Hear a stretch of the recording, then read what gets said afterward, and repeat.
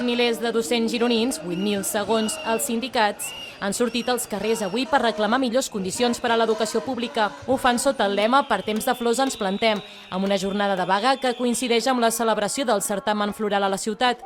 Aquesta és la segona jornada de vagues per territoris que, en aquest cas, convocava els professionals de Girona i de les comarques centrals. La protesta ha sortit a 2:15 del migdia des de Correus, amb arribada als serveis territorials. Els sindicats tornen a descriure la manifestació de massiva. Com veieu, hi ha molta gent que hem sortit al carrer.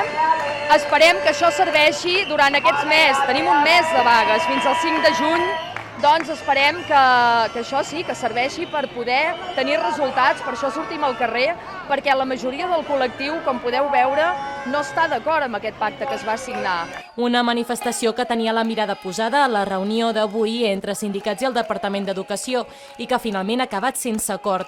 Serà el dimarts de la setmana vinent quan es tornaran a reunir. Entenem que, i sempre diem, no?, que si la Conselleria s'estima l'educació d'aquest país, doncs vetllarà perquè puguem tenir unes condicions laborals i de millora educativa convincents. Ja de bon matí, els docents s'han organitzat en diverses columnes que han sortit en marxes lentes des de diferents punts del territori i que en alguns casos han provocat talls de carretera i llargues cues.